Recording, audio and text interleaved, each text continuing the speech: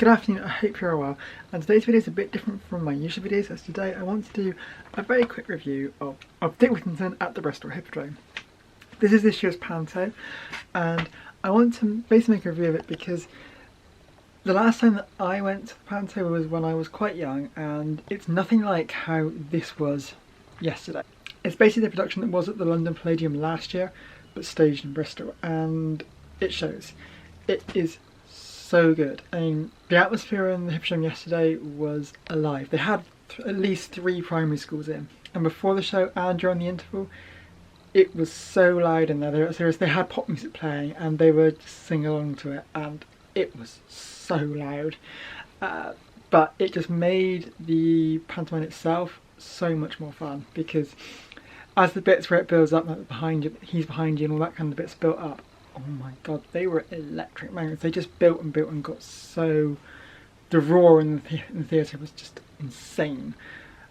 So worth going. If you don't know the story, I'm not overly familiar with the story, but the story basically takes place in London, and there's kind of a queen rat who's in the underground. The rats are overtaking London, and Dick Whittington's been brought in to rid London of rats. That's basically the premise, basically summed up, and it follows that story. But what was more fundamental about it, the storyline wasn't that important to it. The storyline kind of held the whole thing together, but it felt like a showcase of what theatre can offer for young people. It had acrobats in it, which I wasn't expecting.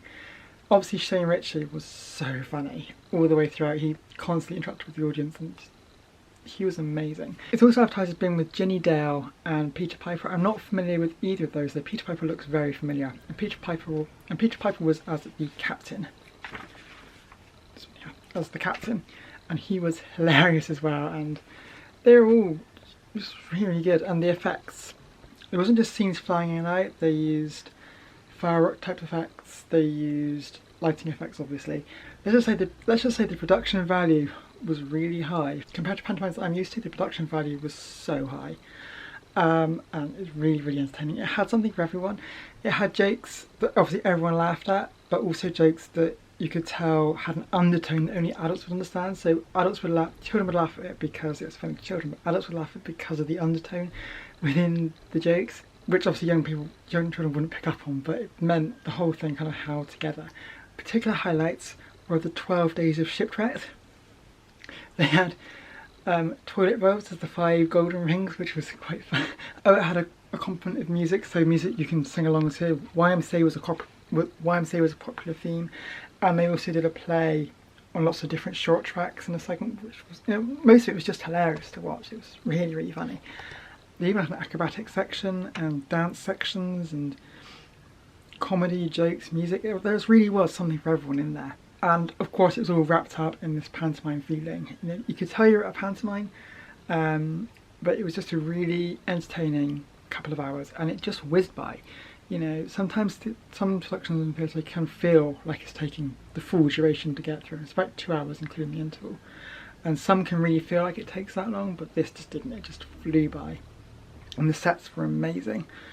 Yeah, especially kind of the boss of Queen Rat.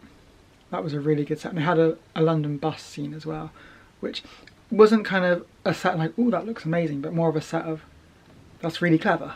And really a nice way of bringing the audience more into it.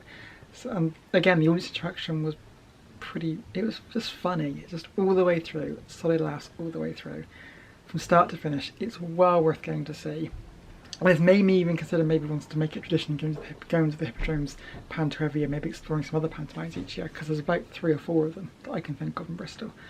So yeah, if you are in the market to go and see a pantomime this year, I cannot recommend Dick Whittington at the Bristol Hippodrome highly enough, because it is so good.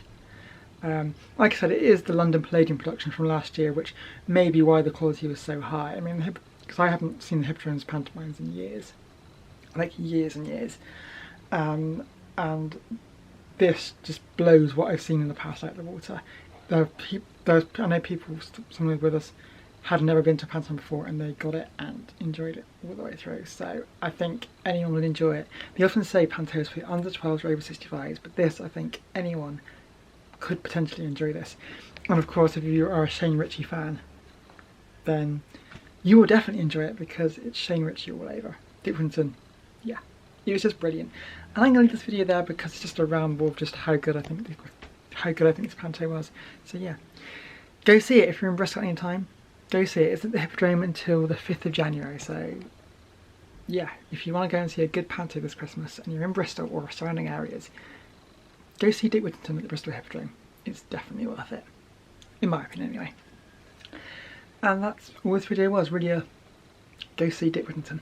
I hope you like these more Christmassy videos. I've been uploading a couple of them lately, and I think there probably will be a few more coming over the next week or so. So I hope you like them.